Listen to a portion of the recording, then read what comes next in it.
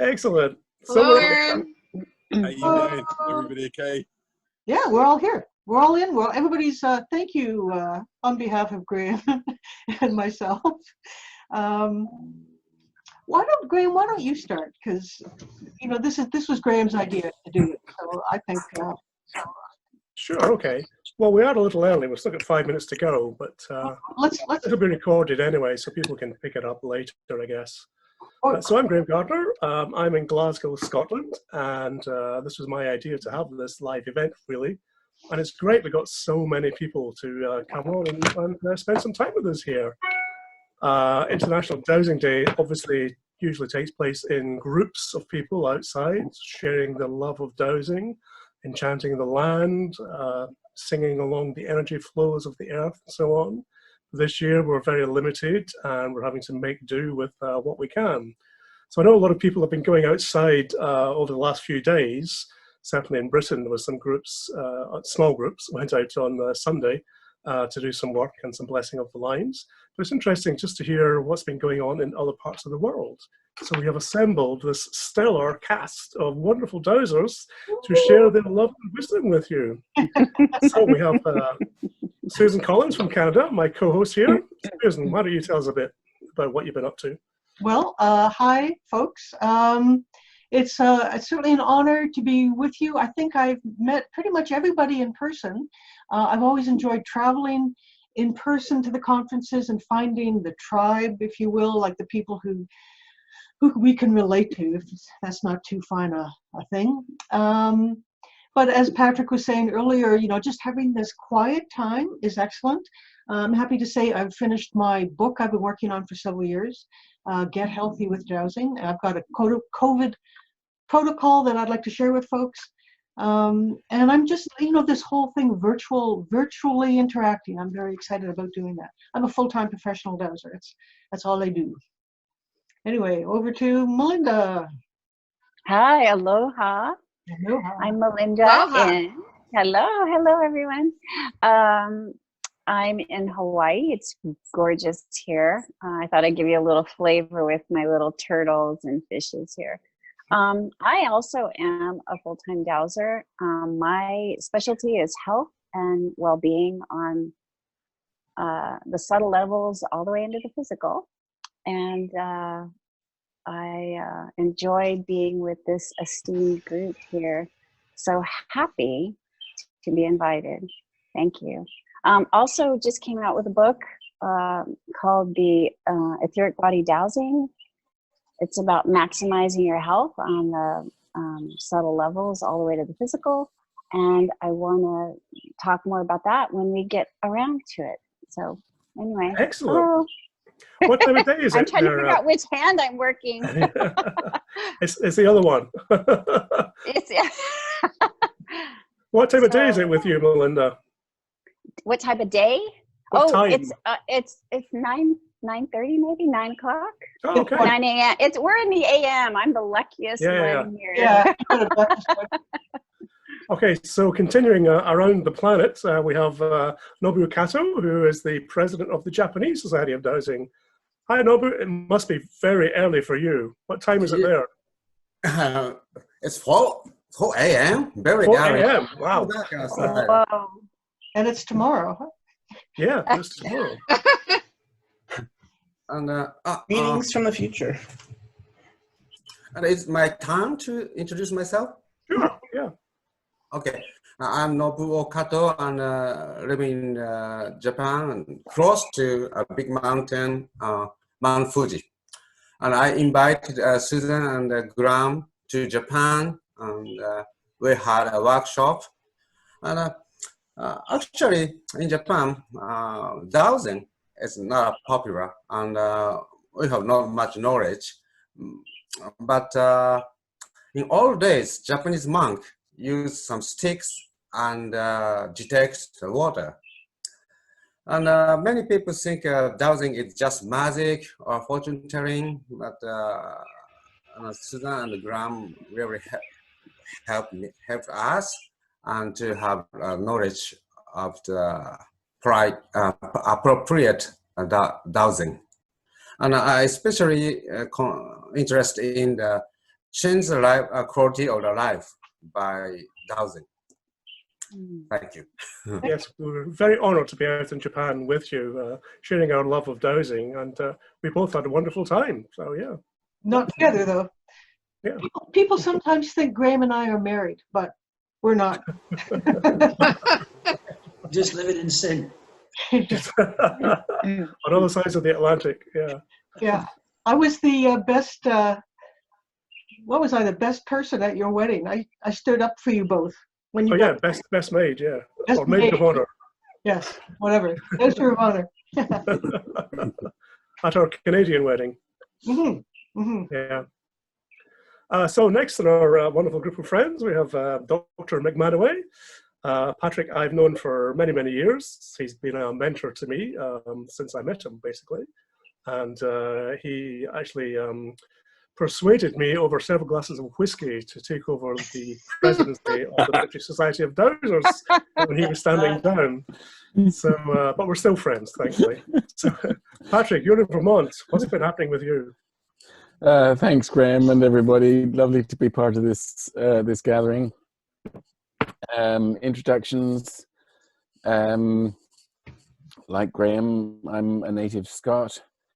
Randomly by circumstance, splashed into a family of dowsers and healers and psychics and mediums, running a healing centre in rural Fife in Scotland, and basically grew up with that as kitchen table life. Subsequently have pursued work in holistic therapies generally. My great love is to work with landscape. I work with people and places and projects, as I think probably all of us do. The skills we have are widespread and universally applicable. I've been having a bit of a wry smile at myself. I really thought my choice of how I would apply my dowsing work was giving me an outside job, and now I find myself entirely working online with Google Earth instead of the landscape, actually. But that will balance out in time. So, as Graham was saying, past president of British Society of Dowsers, international practitioner of healing and intuitive arts. My patch mostly Australia, UK, and US. But with Google online, anytime, anywhere, everywhere, adjusted to time zones. Thank you. Yeah, we're not, as dowsers, we're not really used to all this virtual technology, so we're still amateurs at this, but we're getting there, and I think it's very useful. So. Well, staying on the eastern seaboard, let's move over to Susan McNeil Spooler, who's from Boston, although you'd be hard-pressed to know that, since she's advertising the West Coast Dowsers Conference, which normally happens in California. Hi, Susan, good to see you. Oh, you're muted. He's muted. Hang on. You need to unmute your microphone. Okay, all right, how's that? Okay, I did that. Can you hear me now? Yeah, yeah. All right, terrific. Welcome, and thank you so much for inviting me. Yes, I'm the one of the co-directors of the West Coast Dowser Conference, as well as the Flagstaff Dowser Conference, and the president of the Boston Dowsers. And we're going to be running the West Coast Conference virtually from my home here in Massachusetts, and we'll be running it for 24 hours a day for 5 days. And it's going to be very exciting, and we have all the technology, and I just ordered yet another laptop to help us with our endeavor here. We have a lot of exciting, we have over 50 speakers, and we'll be having some surprise guest speakers, and a lot of wonderful stuff going on. So yeah, you have at least three. You have at least 3 speakers here right now, don't you? I have 4 speakers here right now. 4 speakers here right now. And then if I decide to speak, I'll be fine. And I could have more. Anyways, so the event is free, and we're doing that so that people who don't have jobs at this point will have an opportunity to maybe learn something and be inspired, and to help the speakers who aren't able to do their work out in the world. And we'll be encouraging the people who participate to make donations to the speakers, or to buy their stuff, whatever they're selling. So I've also started doing my dowsing chapter meetings remotely through GoToMeeting, and I also will using GoToWebinar for the conference. So I run my chapter meetings, and I've also been inviting other chapters in California. So we've been having large groups of chapter meetings, and people really enjoy it that way. So thank you. Great. Yeah, you'll have to give us some training and go to webinars. I will. Lots of tech we have to get our heads around. That's right. That's right. Only the best. Also in the States, in California, we have Shari Hope. Hey, Shari. Nice to see you. Hello. Hello from Northern California. Yeah. How's things with you? Well, I'm just really pleased to be with you, all of you today, and thanks for inviting me. It's been beautiful weather here, almost too beautiful. I'm saying because we need some rain and we haven't had much, so maybe we can work on that. So I started dowsing when I was about 25. I have been doing water wells a lot. I've done about over 1,000, probably close to 2,000 now, all in Northern California. I started in 1979 doing water wells after taking a lot of classes from Walter Woods. He was basically my neighbor, lived about 2 miles away. So I learned a lot from him. My grandfather was also a dowser in Northern California about 100 years ago. So I went to college and studied psychology, but while doing that, I got a lot of inquiries about doing water wells. So I was doing a lot of water wells at the same time. So when I was doing my graduate work, I did some graduate work in hydrogeology so I could learn more about it and know more about water wells and geography and geology for my clients.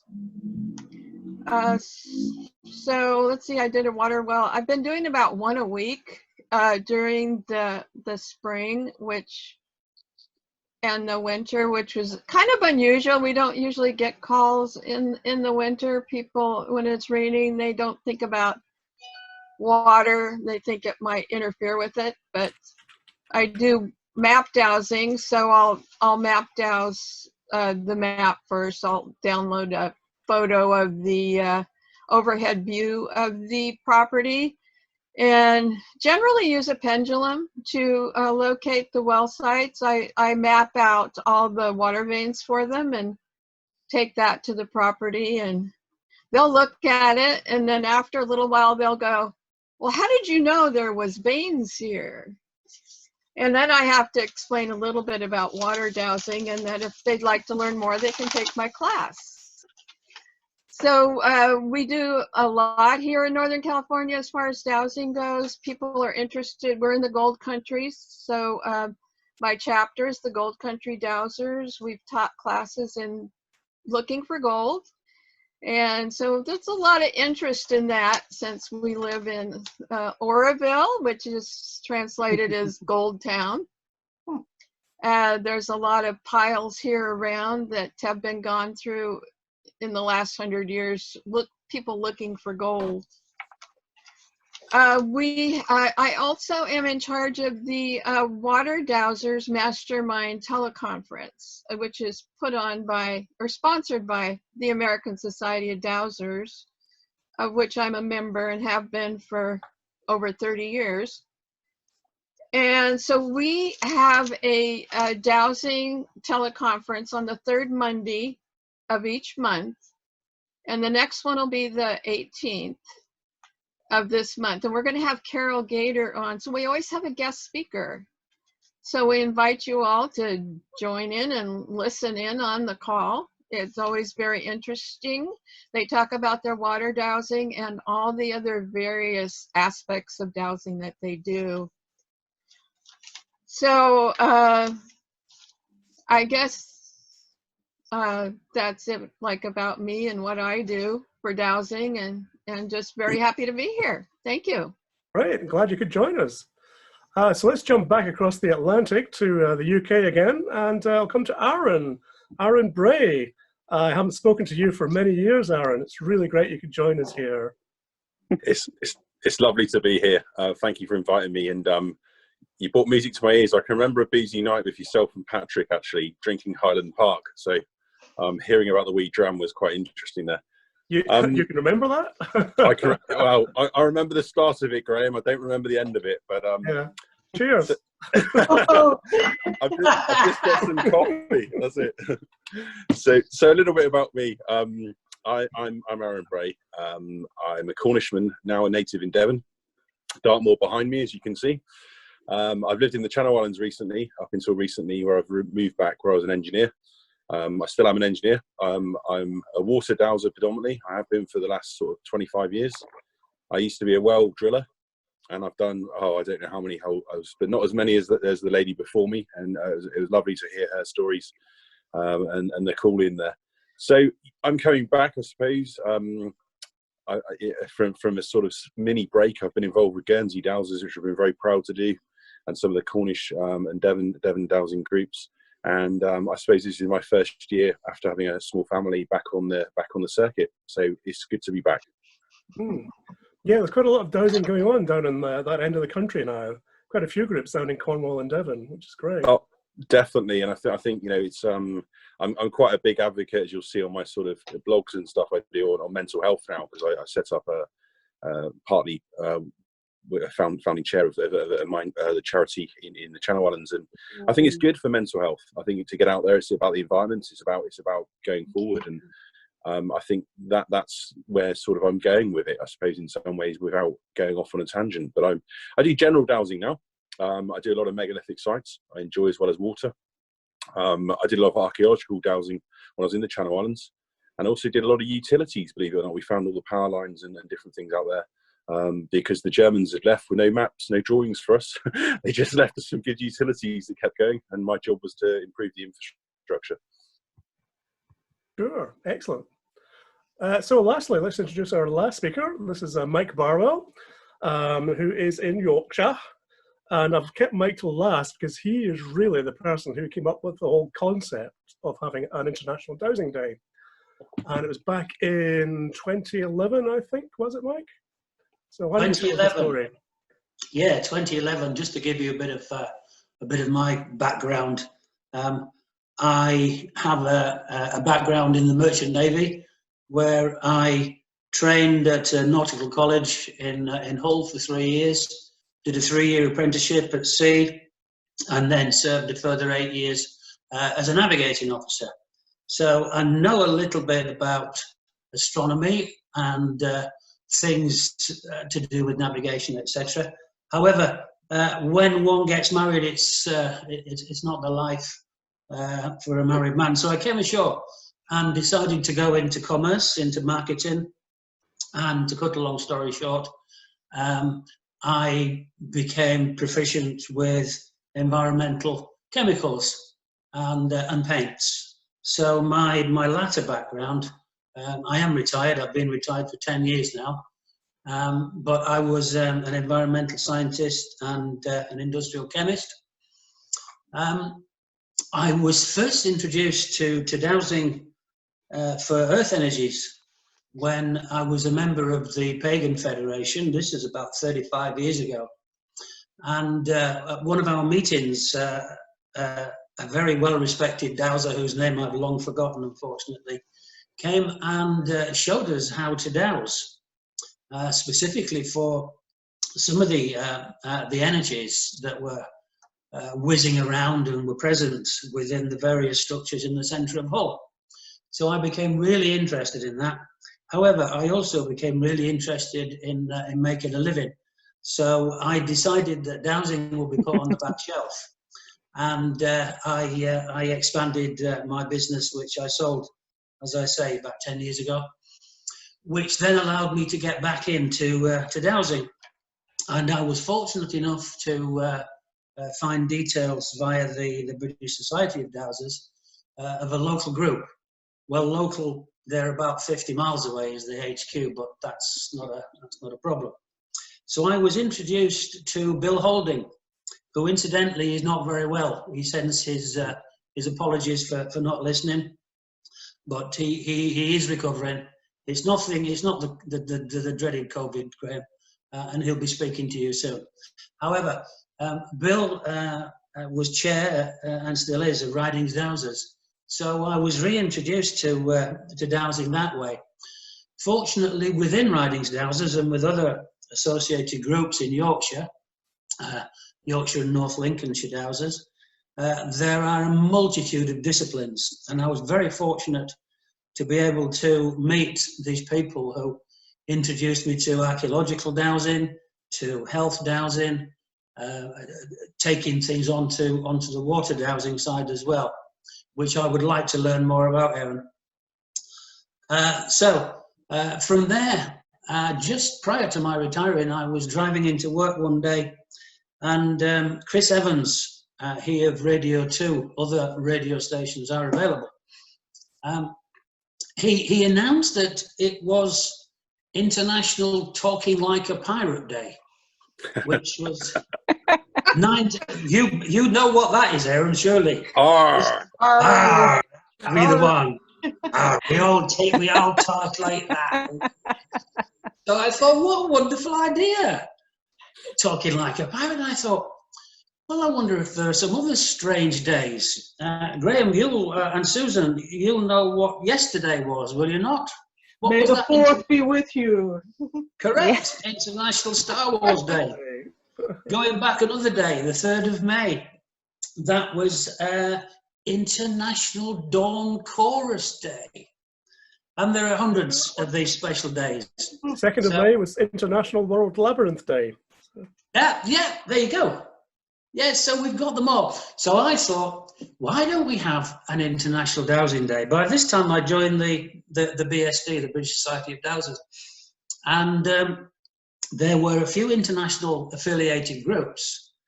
But I thought, well, surely there's got to be more. I think there were probably about 14 or 15 listed.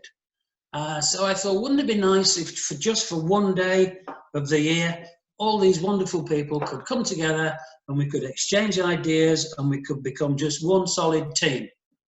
So that was how it started off. And then I thought, well, we've got to have a specific day. And I just finished reading, I think it was The Sun and the Serpent, which was Paul Broadhurst and Hamish Miller. And it was the description as to how Paul and Hamish had followed in the path of John Michel and another lady called Ethel Calhoun.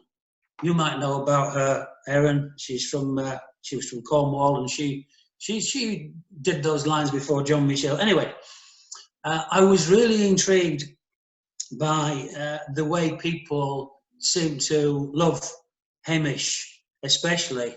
I never had the pleasure of meeting the man, but his reputation went before him.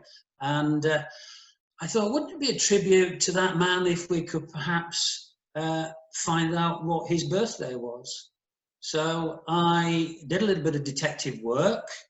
I reread The Sun and the Serpent, and there was a clue in there. I can't remember what it was, but there's a clue in there.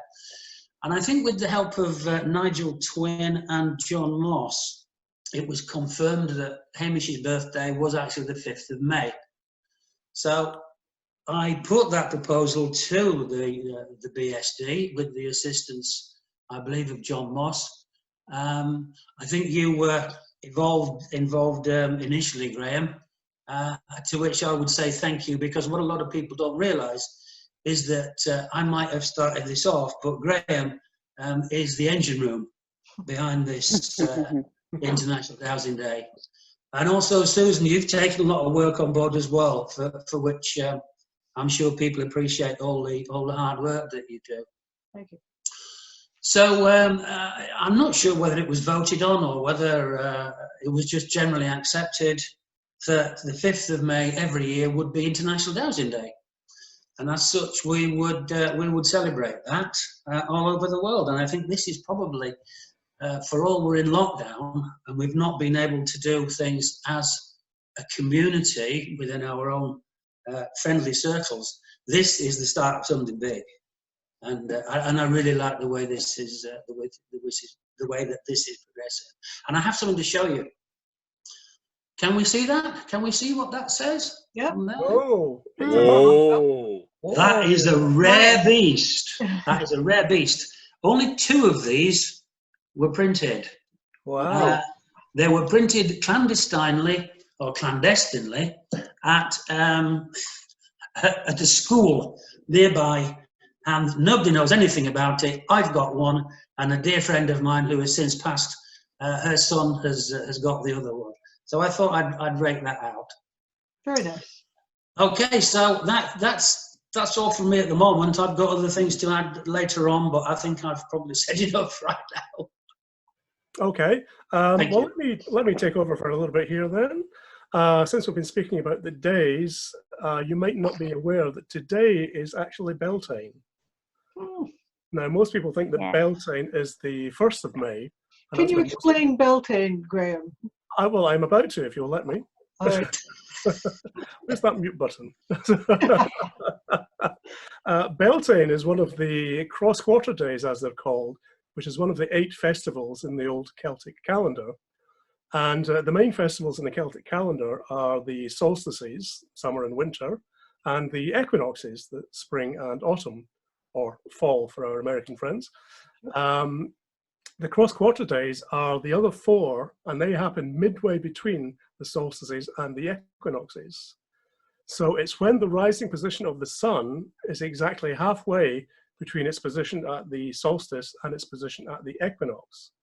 So these are fixed in space, but not in time. So the day moves a little bit each year. And this year, astrologically, it's defined as when the sun enters 15 degrees Taurus, if you're an astrologer. And that was today. So technically, today is Beltane. So happy Beltane, everybody. Happy Beltane. Happy Beltane. So yeah, I remember the first International Dowsing Day, Mike, when I think at conference when we were talking about it, and you stood up with a T-shirt on, with the logo on the front. I have that T-shirt. Yes. Well, yes. Mike then gave it to me, and I wore it in Canada on the first year. I was at the Canadian Questers Conference, and we had a lovely lady in New Zealand, Alison Ellett, who wrote an affirmation for the day, which she read out in New Zealand. And by the time the clock went round to the end of the day, I was giving a presentation in British Columbia. So I was kind of the end of the day, and I read it out to close the day. So it was really nice to do that. And I had that T-shirt, which I subsequently donated to Susan. Did you see it? Sort of. It's flashing a bit. Hold That's it the steady. one. That's the one. Yeah, that's the one. There we go. Yeah. The very T-shirt. Wow. I should have put it on. So that's exciting. Yeah. That was printed, Graham, by the same lady who did the mugs. She did a special one for you and a special one for me. I've got mine upstairs. I should have put it on. However, I've put a bit of weight on since then. Right. I'm hearing, I've got some complaints on the Facebook page here that they can't see Aaron. I'm looking at the video. It's because he's behind the word Zoom in the bottom corner of the screen. So maybe we should change to speaker view. Can we do that? Will that affect the whole thing? We are in speaker view. Okay, the video on the page is showing in gallery view. Well, speaker view is just the one person speaking. Yeah. I think it's nicer to have everybody, but I don't know how to. I agree. Aaron, you are No quite one wants dark. to see me anyway, Graham. If you had a light on, it would There help. he is. It's very dark. There he is. There it is. Yeah, I don't know how to move. Does anybody know how to move the square? Oh, it just did it. What's that? I think it just did it there. No, we're not. Well, we apologize, Aaron. You were the last in, so you got like you have to sit at the end of the table. Yeah, I get the cheap ticket. Yeah, cheap seat. Cheap seats. Yeah, you're only half a picture anyway. Yeah, that's funny. So Susan, I think it's probably time to come back to you. Susan Collins, my Canadian sister. Would you like to tell us about your COVID protocol? I will do that. Okay, we're going to do some technical stuff here. First off, I'm switching my background. Next off, and you got to bear with us for a sec, I'm going to share my screen, I think. Now, can you see the COVID picture? Yes, we can. Yes. All right, good. Alrighty. So there's two things that are going on here that are messing up with people. One is the mass consciousness of it's a very difficult time, but the other, you know, how is coronavirus getting into our bodies? So I work a lot with Dowsing for Health, and I found a picture in the newspaper, which you are seeing here, I hope, of how the virus functions. And I always think if you can get a clear picture of how the virus is functioning, then you can seek to interrupt it. So that's my thought. So, you know, the very familiar picture, the circle with all the spiky guys out. The spiky guys are protein things. This is a picture of the coronavirus entering into the host cell. So the proteins in here trick the host cell because we don't know what it is. The antibodies don't know what it is. And the virus is allowed inside, so in the membrane. Once it's in the host cell, the cell membrane joins to the envelope. So you got your spiky things and you've got your envelope of the virus. And the wiggly line here is the viral RNA, which carries the instructions for making copies of the virus. So once it's in the host cell, the virus opens up and it reassembles itself into yet another one, as you see here. And then a complete RNA copy is packed into the new viral envelope, and off it goes. Outside of that, now you may know that the envelope is made of fat. So when they talk about washing your hands all the time, you're washing off the virus, but you're also dissolving that fat envelope on the virus. So as dosers, we can think about how to change matter. And I firmly believe that as we apply our consciousness to a targeted dosing activity or event, that we can change matter. So we can dissolve, even without the soap and water, as dosers, we can dissolve the fat envelope. But that's how it's getting out there. In addition to the coronavirus, there's a bunch of other types of viruses that look remarkably like that. This is the Epstein-Barr virus, and it has a bunch of diseases associated with all of that. So, you know, we're using COVID-19 as an example, and that's what's facing us now. But if we can apply our knowledge and dosing ability to dealing in general with COVID-19, then we can take that and apply it specifically to other things. So aside from soap and water, what do? We use a dosing protocol. We use whatever dosing method that works for you to bring your consciousness into that place where you can manipulate matter. What you seek to do is dissolve the proteins, those little spiky guys, dissolve the proteins and envelope of the virus so it can't even enter the host cell. It gets in there by tricking the host cell because it accepts those proteins. But if you, for me, and I gotta tell you, I've been working on the bow staff, which is a 6-foot staff that I'm moving around my body. For me, the image that is lopping off the protein spikes is like a golden bar going around all the time. And last night as I was doing this, I thought of it as a car wash in my nose. So we know the virus goes in through various membranes. So, you know, it's kind of hard to visualize, but if you think, you know, little car wash in your nose. What we want to do in addition to that is create awareness in the host cell that the COVID-19 virus is an antigen, so a bad thing. And that's part of the problem with this pandemic, that our host cells are extremely innocent and don't immediately recognize that this is a problem. So that the body, so we want the body to know that that it needs to create antibodies. And then for any COVID-19 virus in the host cell, let's say it does get in there, or for people, up to now we're talking about how not to get infected. But let's say now we perhaps have some of that coronavirus in our bodies. What do we do about that? So for any COVID-19 virus in the host cell, lock the envelope closed. Remember that fat envelope that before we dissolved on the outside? Now we are closing it so it can't get out, and so that that RNA cannot recombine and reproduce and get out there. So well and good to say that we're going to do that. In addition, we want to create the antibodies in our physical and energy bodies. So we want the physical antibody. We also want the energy antibody. And probably Melinda will talk a little similar thing on this. We want to automatically repel all the antigens, including the COVID-19 virus, on an ongoing basis. Recognizing I am not a doctor, recognizing that we need to produce some antigens to make vaccines and all the rest of that, but generally speaking, this kind of stuff can work, and then maximizing the host cells. So how do we do that? I have a dowsing protocol that I use for everything. I apply to everything, and it's in the new book, Get Healthy with Dowsing.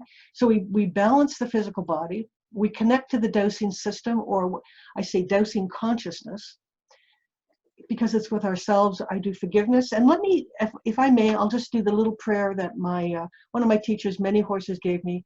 Creator, forgive me. I forgive myself. I forgive all those who've harmed me. I release them from my body, mind, and spirit. I ask all those who I have harmed to release me, so I am free.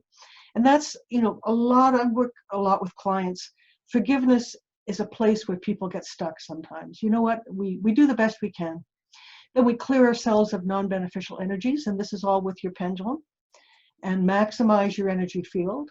The permission to dose is a safekeeping thing. We have to be careful that we don't take on more than we can chew. Dosing is the easy part, and then create the matrix is a ever-changing energy system that automatically creates the conditions we're looking for. So if we set our intention, as we just mentioned earlier, towards the COVID-19 and dissolving the envelopes and the rest of that, we create an automatic system that automatically does that for us. So we're not awake all night trying to protect ourselves. It's an automatic system. At the end of the dosing, you disconnect. Thank you very much. Thank the energies that have worked with us, and then communicate results appropriately on that one. So for that's the Coles Notes version. I'd be happy to send an email to anybody. Put COVID in the subject line. Send it to susan@dowser.ca, and I'll be happy to do that. So let's stop the share, and we're back here.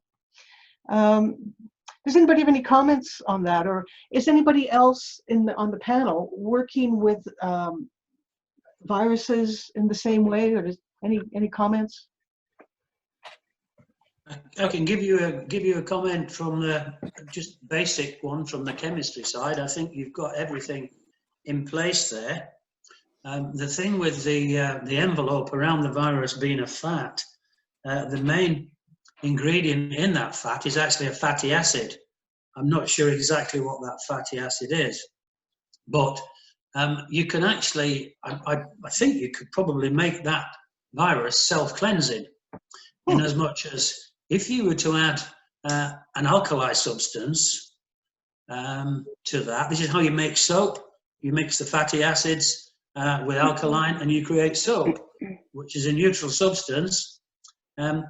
I'll take that a bit further with your permission, Susan, and just see how I can adapt that. Yeah, please share that, because that's the beauty of what we're doing, bringing in our different skills. Yeah. Very good. So in actual fact, what it's doing there, sorry to interrupt, in actual fact, what you could get it to do is like when you're removing the grease from a garage floor. You put a degreaser on there, and the grease turns into a soap, so it becomes self-cleansing. I'll work on that. Thank you. Good. Thank you. Patrick, any comments from a medical perspective from your side? Oh, he's muted. Let's unmute him. He's on mute. Okay. I think probably a little too far away and long ago for me to make any comments from the medical side.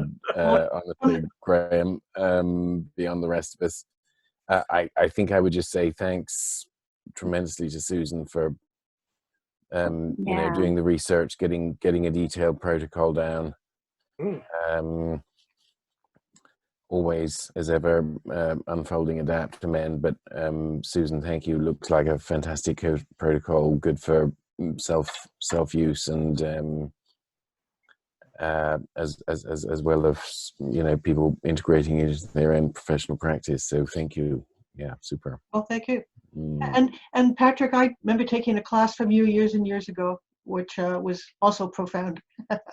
So thank you for your leadership in all this. Nobu, I'd like to know, how's the situation in Japan with, are people having to stay at home? You know, what's the lockdown like? Well, government doesn't do the lockdown here. Just ask the people to stay home. And we don't gotta get money from government. Just we try to keep it home. And I just feel many persons are depressed just in home. So in my opinion, I'm looking to something to the mental side to help the people by dowsing. And still, well, many people worry about economical side. Yeah, and still increased patients of the COVID-19. Yeah, very much the same here with the economic side of things. You know, many people like myself who are self-employed, that, you know, have no income at the moment. You know, so it's trying times, but productive. You know, I'm certainly finding it quite a creative time. I'm doing a lot of projects that I've been putting off, including finishing my book, which I'm just on the last page, literally, as we speak. So hoping to have that out by the end of the month as well. So, what is the topic of your new books? My new book is Dowsing Magic, Book 2. So it's the sequel to my first one, which you have got, of course. It's the follow-up. Of course, we all have that. Yes. Of course, we all have that. So yes, it's about twice the length at the moment. So I might need to edit it down slightly, but it's looking good. It's looking good. So Susan McNeil, how's things with you in Boston? What's been happening? Well, we've been very busy getting ready for the virtual Dowser conference, which today's the 5th. It's in 59 days. Yeah. So I have this whole benchmark up on my wall here, and with my map room, which is 50 by 25 feet diameter. It's a big room, and so we set up all sorts of tables. I manifested 3 flat screen TVs to help us out with this whole thing, and wow, we've been having one of my neighbors, who's a shaman, was saying we have a free group here in our town on Facebook, and he was giving away one, and I called him up and told him what I was doing, and he says, "Oh, you must need more. Here, I'll give you 2 more." So excellent. So it was great. Yeah. So we're used to, Tom and I are used to working from home, and we have a lot of space here and a lot of property. So if we want to go outside, nobody's going to see us, and we're surrounded by conservation land, the forest around us. So it's been actually quite relaxing. So I'm thankful for this downtime. Nick Salzman is saying hello to you on the Facebook page. Oh, hello, Nick. He's one of our speakers for the West Coast Conference. He's from cool. Salem, Oregon. Yeah, that's next on my to-do list once I finish the book, is to work on my talk for the conference. Chop, chop. Yeah, we're giving everyone, even though it's single track, we're giving everyone an opportunity to do a talk And we'll be playing, like I said, 24 hours a day for the 5 days and nights. And so that way people in Japan or in New Zealand or anywhere can be watching us. We have people that are be here at my home, running the show from a webinar. Okay, we've got a couple of questions on the page now coming up. Sally Lane asks, lots of people are surviving the virus but struggling with loss of time, having been in an induced coma. How can we help them? Go back in time and regenerate. We can go back in time. Go back in time and relive the time stream. Pull the things out of the time stream that you're interested in. Nobody has to be in a coma. Our unconscious, subconscious minds are always connecting, even if our conscious minds are not. Go into the subconscious, superconscious. Dowsing's great for that. You can connect all those levels. Hi, Sally. I've got over here, Becca Beyond, great name, says, any tips for someone new to dowsing, please? I'm never sure what to ask for my rods. Aaron, do you want to take that one? Yeah. I'm having lighting problems, so Yeah, I hope you you can see me. Yeah. So I've just making sure you're still on there. my on my Facebook page, I've done a few sort of beginner tips recently. Talking about COVID, I got over it. I had a bad dose of it around the middle of March, and I got through it 10 days. So I think you recharge, as you say, and you re-deliver what you want to do. You rethink about things, and for me, I have thought about dowsing a lot, and so I decided to do these mini fun things. You'll see them on my Facebook page, just basically dowsing some cards. And I think as a beginner, what can you do?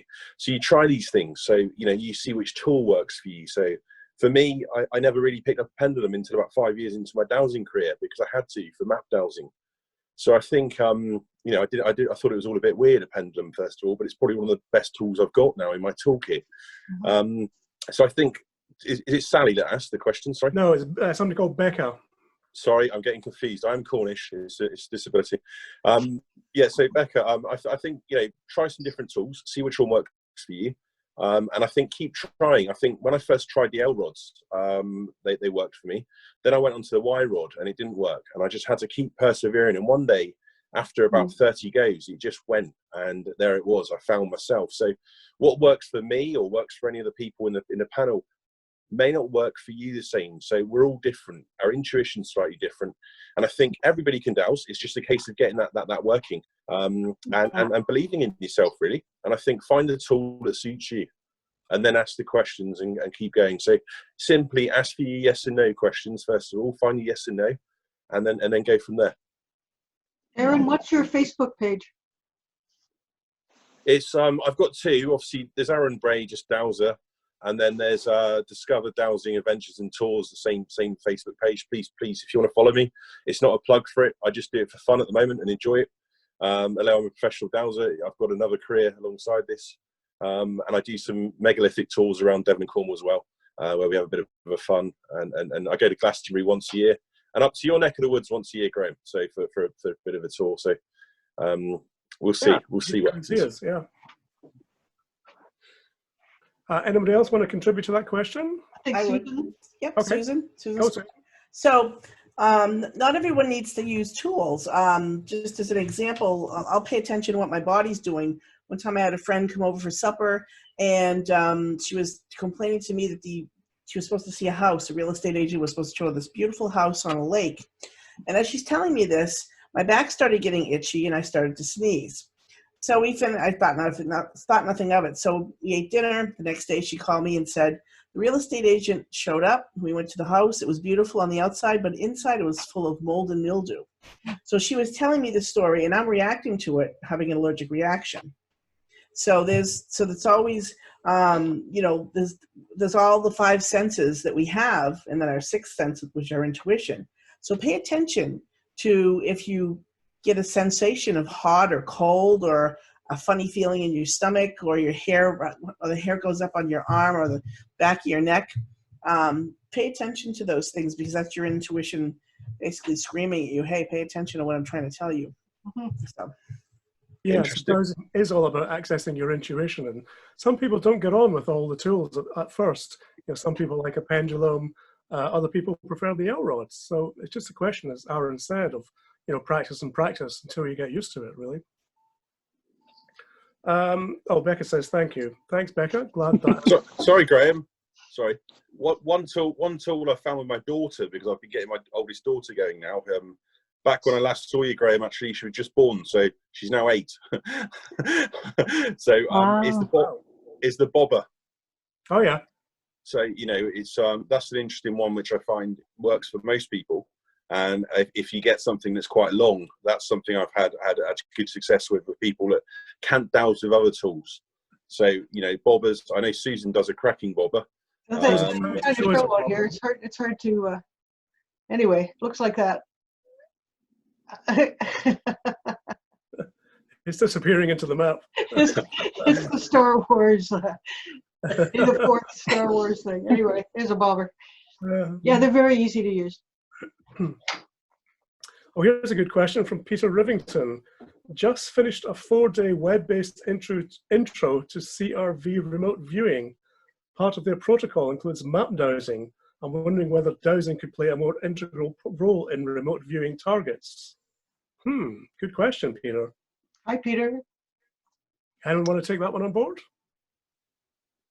I think, hi, Peter. I think there's a lot of things you can use for remote dowsing. I think we're all learning that faster these days than ever. Part of my career in water dowsing, obviously I've been lucky enough to travel some of the world dowsing, from Africa to America to a lot of Europe. And I think before I go there, you need to use some sort of remote dowsing before you go. So I think there is a call for it. And I know it's not self-known all the time, but it's used for mining still. It's still used for oil. We've got a few dowsers that we know that dowse for oil and work alongside geologists, which is contradicting, I know, but they do work alongside them. And then obviously the armies and the navy still use it. So I think he's absolutely spot on. I think it could be used, definitely.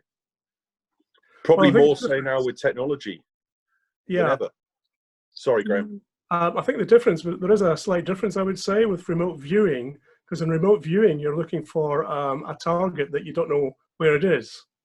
And that's where the map dowsing comes in.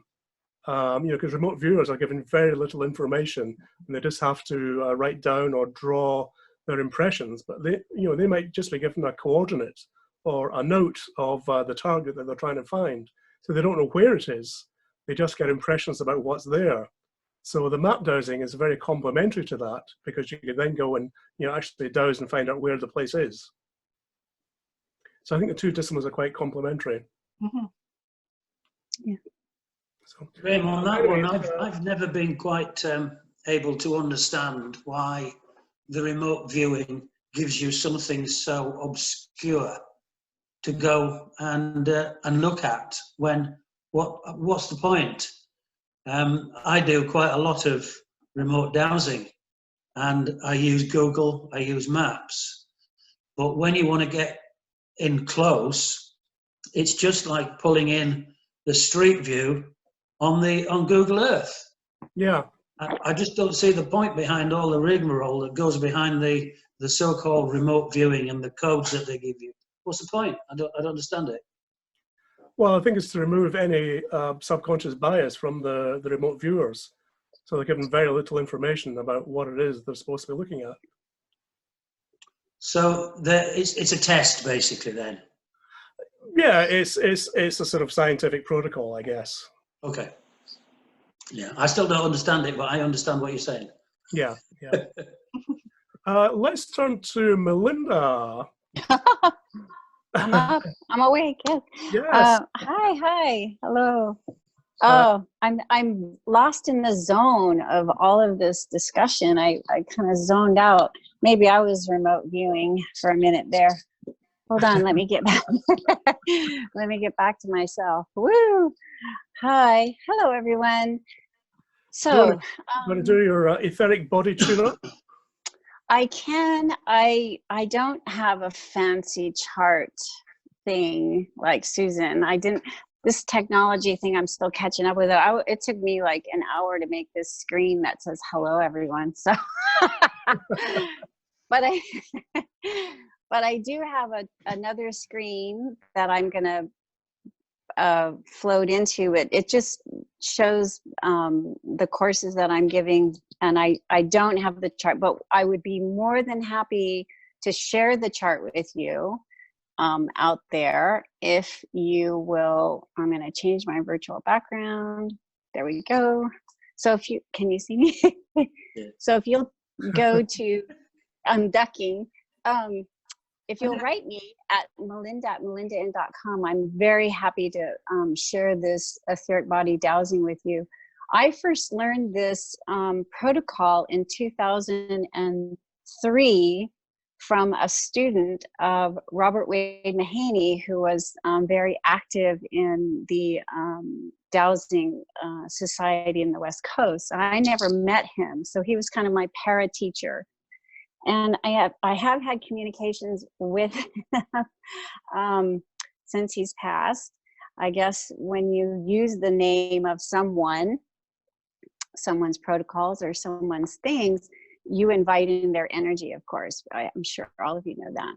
But just to let you know, that's what happens to me. If I'm thinking about a teacher or something, they usually pop in and then I get a chance to chat with them. So the etheric body, this is the new move. This, hello, where's my hand? Anyway, you can see it. I can see it right there. That's the new etheric body book. It's a PDF download. It is not a hard book right now, so it's easy. It'll be easy to print. There's only color on the front page.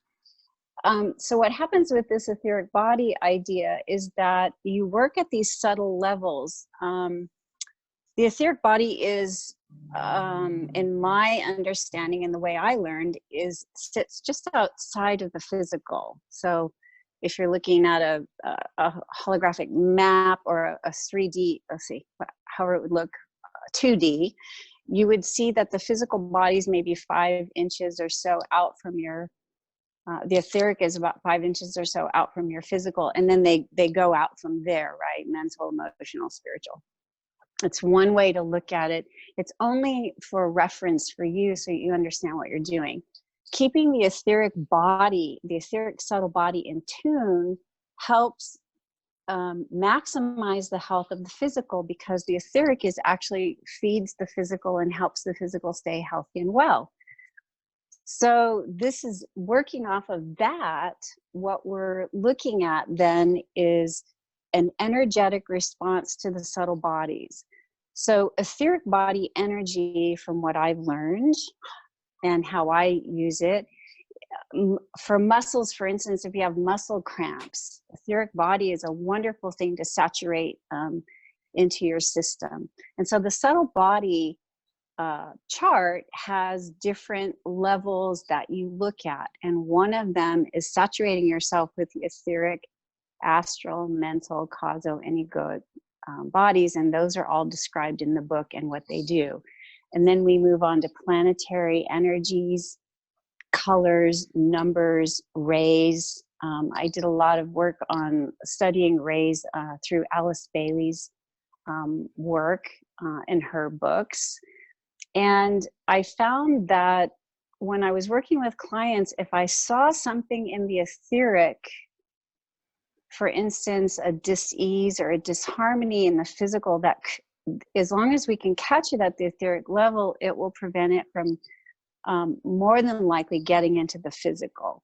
And so that's really where I'm interested right now. I like to work a little bit more on the upper planes, so that we can catch something before it manifests physically.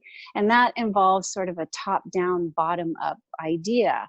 So if you have a physical illness, of course you're gonna work on it from the physical, but I like to come down, from the spiritual, mental, emotional, and into the subtle bodies, so that we can meet in the middle to, again, maximize your health and well-being. Dowsing the etheric body is a practical skill. Anyone can learn it.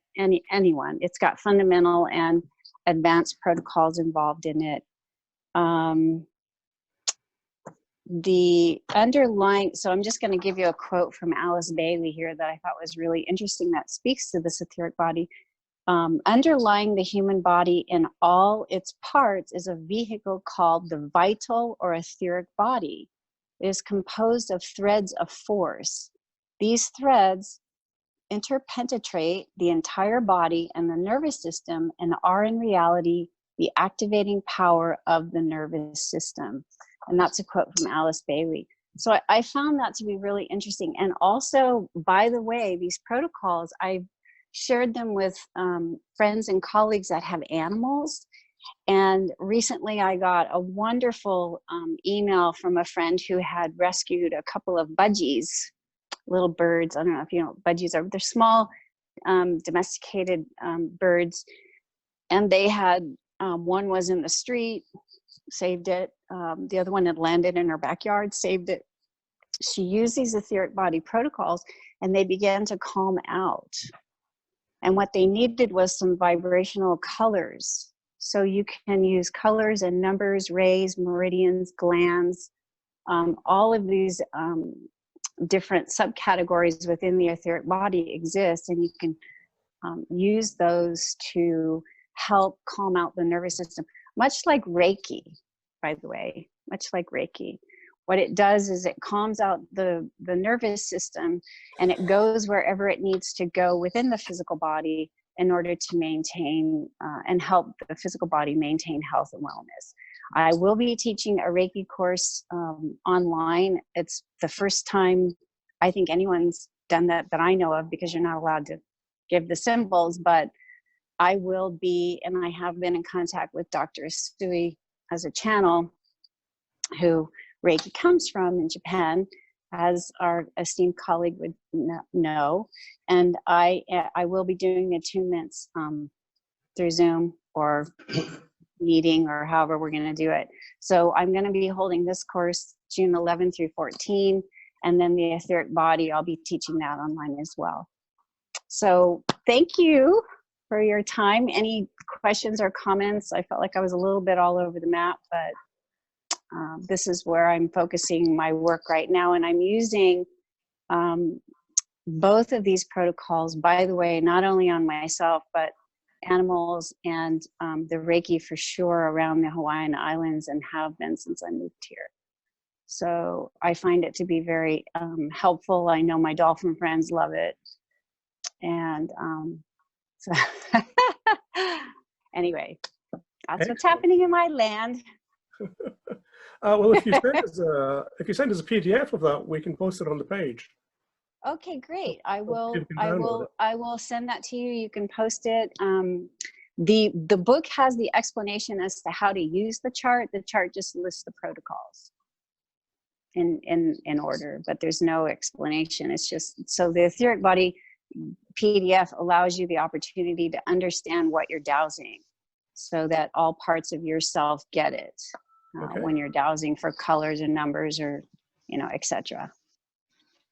Now, speaking of Reiki, I just have to drop in the name here that when I was in Japan, Nobu very kindly, when we were in Kyoto, took me to see the head of Jikuten Reiki in the Jikuten Reiki Center. So we had an interview with Tadao Yamaguchi-san. So, oh, wonderful. Yeah, so that was a very nice day. Really enjoyed that. The energy must have been incredible. Mm. Yeah, thank you. Well, doing Reiki online is unheard of, because again, those symbols are supposed to be secretive, but they will be between me and the group that participates. Oh, I have a question for you here from Anna Guerrier. Hi, Anna. Says, do you know David Tansley's work with rays? No, I don't. But, there's so many wonderful resources out there. I'm just not familiar with everyone. But please send me an email and enlighten me. Love to hear more. Well, this is the beauty of dowsing. It just encompasses so many different disciplines. Yes. I was going to talk a little bit about what other people were doing. Many people on May the 3rd, on the Sunday, went out at 4 p.m. And I know Train Crom Dowsers in Cornwall A lot of them went out separately to their own special place to tune in and do some dowsing. I was in my back garden where I made a little painted labyrinth. So I tuned in and connected, and I felt the love going around the land. People over in East Anglia were dowsing the Mary current. And somebody on the page earlier has asked, what is the Mary current? Mike, do you want to field that one? The Mary current, the way I understand it, I have dowsed some of the Mary current whilst on a trip down to Avebury and the surrounding areas. I think initially Hamish and Paul were following one single current. However, when they got halfway across the country, Hamish decided that things weren't quite gelling together. So he was following what I believe was called the Michael line. And anyway, it turned out that the Michael line had a sister current, which at selected points across the country actually merged, crossed, which became known as node points. There are several node points along the way. And I think we're probably talking about Steve Dawson here, who contributes a heck of a lot to dowsing, especially in his neck of the woods. Steve's a well-accomplished dowser, and I'm sure he could explain it much better than I can. However, let's call it a telluric earth energy line, to use Jim Lyon's words and various other people. And these energies can be dowsed. You can actually dowse, depending on your sensitivity. You can dowse the edges, and once these edges have been ascertained, although they're never fixed, by interreacting and with good intent on these earth energy lines, they will either expand or contract. Also, I do believe that the phases of the moon can have influences. And as a good friend of mine who did a lot of work with tides, Dr. Paul Hughes, they're actually affected near the coast and near estuaries by the phases of the moon. So did I go too deep there, Graham, or was that all right? Not at all, not at all. Okay. Yeah. You didn't really explain the Michael line terribly well, though. So for those who don't know, the Michael line is an alignment of sites and natural features like hills running across southwest England from the end of Cornwall to the coast of East Anglia on the east side. And around this, there are two serpentine lines of earth energy called the Michael and the Mary currents. One of them is a sort of yang feel to it. The other one has the Mary has a kind of yin feel to it. And the male current tends to favor high spots in the landscape, churches dedicated to male saints, St. Michael being the obvious one. And the female line features lower points in the landscape, sacred wells, ponds, moats, and churches dedicated to female saints. So they run right across the country. International Dowsing Day is a day when most of the dowsing groups anywhere near the lines go out and douse and try and sing up the energies a bit. So it's nice that people still manage to do that, even though we can't gather in groups. So that's an hour we've been going. Does anybody else have anything they want to contribute? So. Well, Patrick hasn't spoken yet, has he? Well, I'm leading up to that, but yeah. You see, we're like an old married couple, right? We're not married, honestly. Are you sure? Never. So, Patrick, we're giving you the last spot, I think. So, give us your blessing, your grace. Thank you so much. It's been just lovely sitting, listening to all the insight and wisdom and the different levels. And I'm quite sure we could sit here for another several hours and get beyond the initial conversations. I think in terms of sharing to our audience, as others of the panel here have referenced, our dowsing is not at all exclusively an investigational or information gathering tool. It's also in reverse order, the same pathway that we use for manifestation and the focus, intention, and manifestation of our intentions and desires. I think that in any transitional time, we need to hold to our qualitative attention without clear knowledge of what circumstances really are at play or what will arise. And so, as Graham referenced, my sort of share and take home strategy would be literally to bless everything as much as possible and as frequently as often, and hold to whatever comes out of this time that we're in, that it be the best possible outcome for the planet, for all of us, and just really to be accountable, take responsibility, pull our oar on achieving grace on the planet. As Dowsers, we can do that energetically, and as others have so nicely, Melinda described, the quality of the astral and etheric then patterns the physical circumstance and outcome. So I think just to sort of remember our power as agents of free will on the planet, and this is our time, we're here now.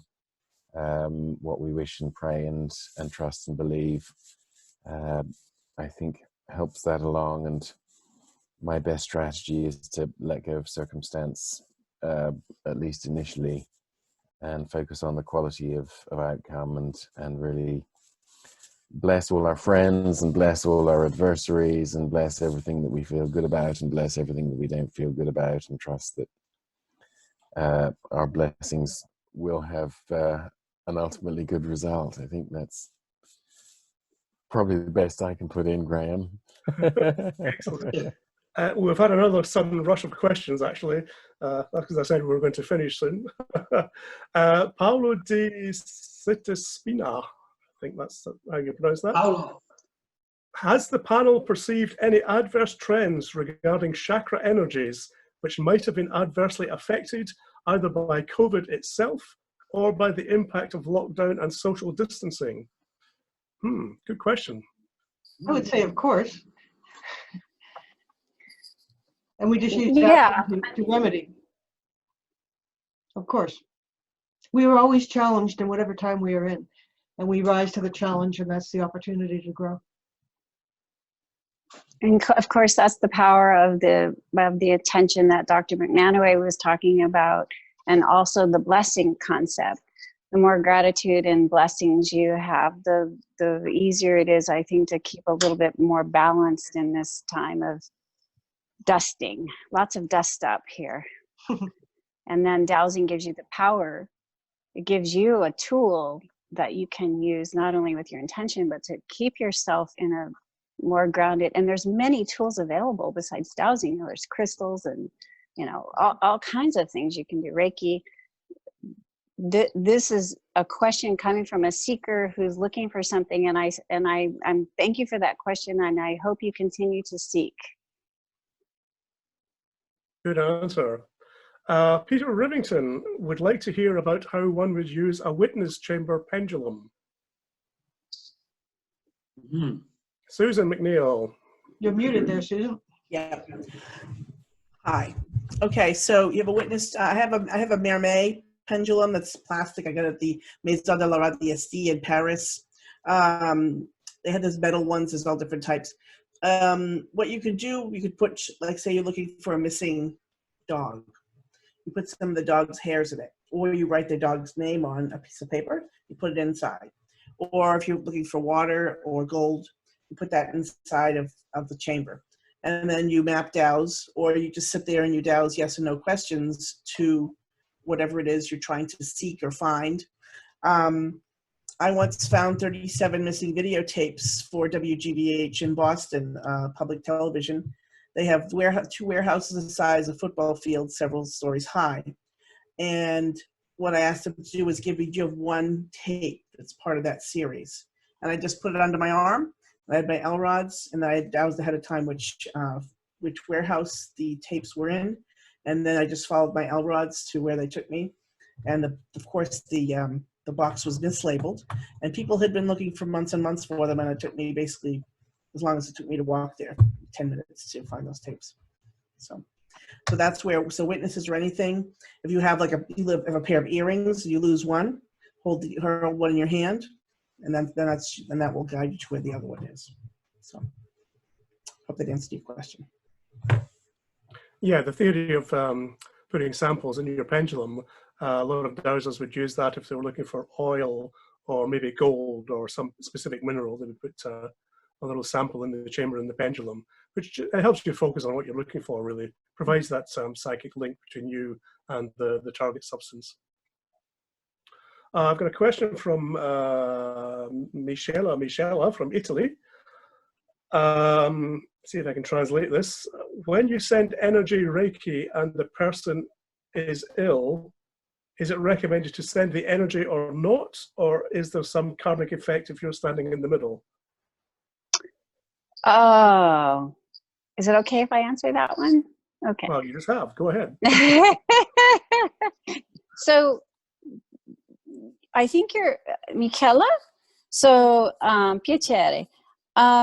I think what you're asking is two different questions. The first one is, can you send Reiki to someone who is having an illness? Of course you can. It's basically an energetic blessing. I think the second question you're asking is, if you do that, is it going to have karmic repercussions? And I'm saying no, because as a blessing, as an energetic blessing, all you're doing is sending a positive energy. Whether someone receives it or not, it is, of course, entirely up to them. And you are not interfering in any way with their karmic path by asking in the form of Reiki that they receive a health and wellness energy from you. And the Reiki will go wherever it's needed. Does that answer your question? I think it's pretty good. Oh, Priscilla, Morocco. Hi, Priscilla. Did you find any kind of energy or feeling most common in your patients during this COVID time? That's consciousness, just depression. What's wrong with me? It's not wrong with them. It's out there. So it's that separation of the self from the rest of it. Okay. Well, should we bring things to a close? Anybody want to say any more final words? I would like, in the tradition of the West Coast Dowsers, we do the Om. And we'll probably blow out everything, but if everybody would unmute themselves, and if we, the panel, do 3 Ohms together and send that as a blessing, unless, Patrick, you wanted to do some more words. An Om is good from the heart. Are we in alignment? Okay. I don't think it'll work with Zoom because it only takes one mic at a time. But it'll just one question. One question. Perhaps we could let the audience know that feel free to send questions. Continue to send questions to International Dowsing Day, or Susan or myself or any of the panelists here. We're all available to help you in any way that you need. So please feel free to send questions, and they'll be directed, I'm sure, in the right direction if you just send them to International Dowsing Day, or someone will get back to you. Yeah, absolutely. Yeah.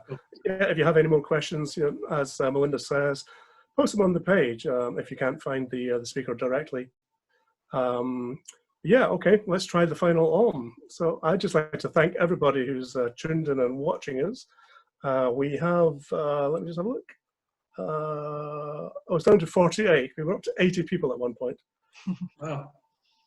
And we'll be we're recording this, and it will be posted as well. So again, it's live on live now. It'll be on the International Dowsers Facebook page, and we can stick it up on YouTube as well for people to access.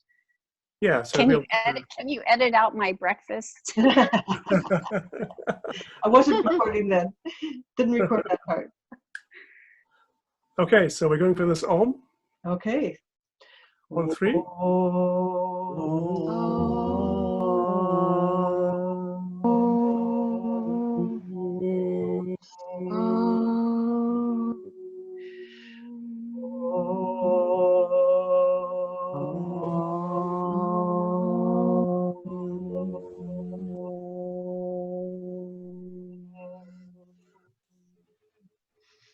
Thanks for joining us, everybody. See you soon. Bye. Thank you. Nice to see you guys. Cheers.